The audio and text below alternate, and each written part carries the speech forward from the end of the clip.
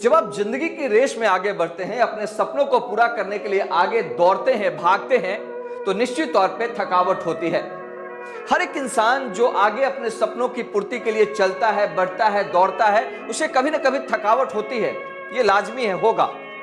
थकावट होना बुरी बात नहीं है, ये कोई जुर्म नहीं है, ये कोई गुनाह नहीं है। लेकिन थक कर बैठ जाना, ये सबसे बड़ा गुनाह है।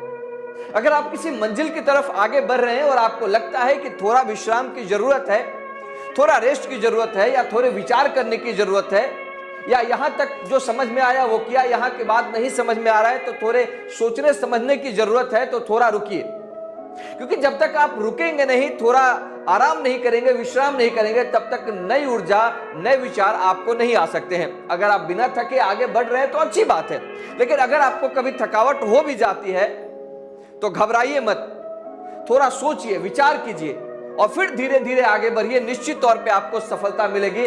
दिक्कत उनमें होती है जो थकने के बाद बैठ जाते हैं। समस्या ये नहीं कि आपको थकावट होती है, समस्या ये होती है कि थकावट के बाद आप रुक जाते हैं, आगे नहीं बढ़ते हैं। और कई लोग जब आप रुक जाते हैं, थक जाते हैं, तो आपको और थका देते हैं तानों से, अपनी बातों से, विचारों से, और फिर आपको लगता है कि यहां से आगे बढ़ना बड़ा मुश्किल हो गया।